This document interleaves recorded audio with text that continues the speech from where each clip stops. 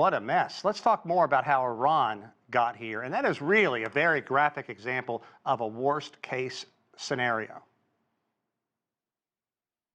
Yeah, it's really surprising because, yes, we understand that some of the climate conditions have gotten Iran to this point in terms of the sustained drought, the aridity, the heat, scarcity. In a sense, much of that isn't new. I mean, this is again a country and a larger region that is prone to this type of scarcity, water scarcity, and aridity. But I think what's really surprising is the fact that it's gotten to this point from a management perspective. I Right. mean, we see in the video where there's strategies that are coming on in terms of transferring water from other basins or asking people to utilize water storage tanks. I feel like those types of strategies should have been phased in a lot earlier. It might be a little bit too late for them to have an impact now. And so I think, from a sense, from a water management perspective, there may have been a little bit of a failure there. And many areas are facing this critical need. It's not just there. If you think back, South Africa a couple of years ago facing the problem that Iran is trying to deal with. And there are always questions about cities in the United States. Las Vegas, and I see you're coming to us from Phoenix, it faces critical water needs in the desert. So if the global situation if it isn't dire now, it seems like it is coming. Yeah, yeah.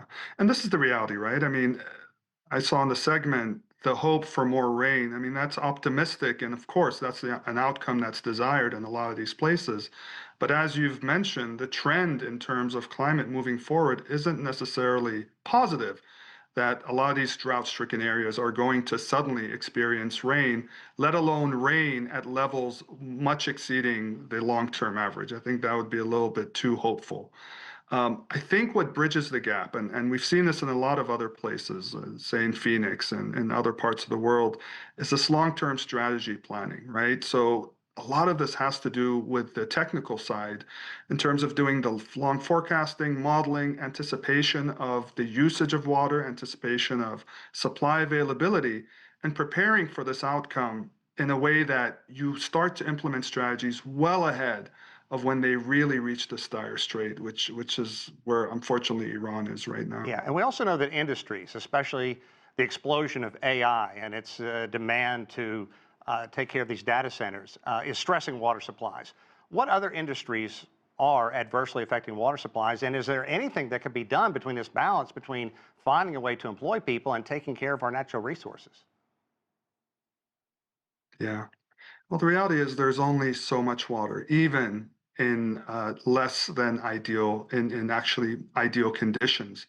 And I think what the sort of conflict point is the fact that our water needs also sort of come or butt against our economic needs and desires, right? So there's always a push to improve economic conditions, and water is a huge input into all of those things. You had mentioned some of the industries, right? Water, data centers, right, has been a topic point recently on how they consume water.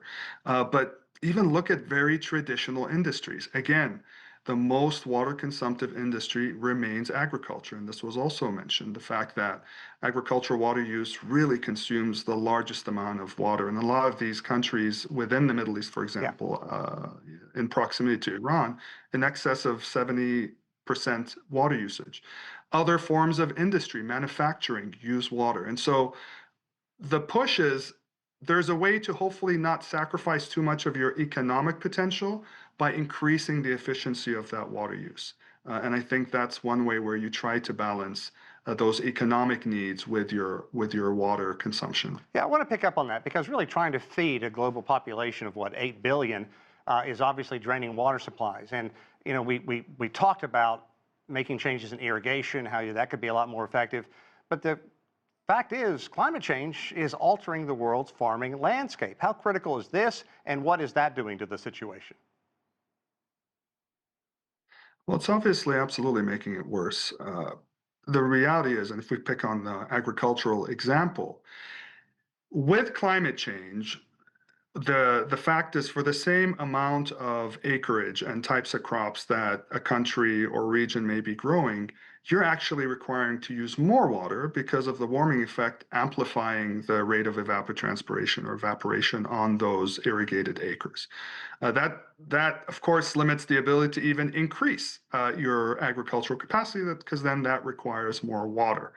And yes, there are limits to how efficient the water use can be, but honestly, in a lot of places, there is still room for improving irrigation water use efficiency. A lot of places still use very traditional methods of irrigation and farming, which may not be appropriate as much. Flood irrigation is still used in a lot of parts of the world. That is very inefficient. There's opportunities to upgrade irrigation systems to at least eke out that much more water that can be used to offset the added water required because of climate change. And of course, all that comes with a cost. Yeah, and going back to what we talked about earlier, today is the UN's World Toilet Day, and if we know, as we know, there are billions of people without access to proper sewage and sanitation systems. Why haven't these problems been addressed, especially by industrialized nations who could reach out with their technology and make things even a little bit better? It's a very multifaceted problem. There is a need, obviously, for improved sanitation technologies and access to improved sanitation, as well as access to water in large parts of the developing world. But it also comes, as I just previously mentioned, issues of cost and economic viability. A lot of developed nations outside of humanitarian programs or World Bank funded projects, it's difficult to make the business case for these types of corporations to go into these developing nations and implement said type of improvements without some type of benefit for them in Mm. return. Obviously, as you mentioned, the technologies exist, the capacity to onboard some of these things exist. But the other drawback, I think, also from the developing country side is, can those technologies or infrastructure be maintained? And that becomes an issue, because it's not just the initial cost of construction and placement, but the cost of maintenance. And in a lot of those places, unfortunately, they may not have the capacity internally to continue to fund even just at a maintenance level, let alone have the institutional or manpower capacity to maintain those water infrastructure to continue to allow sanitation and clean water access to be available.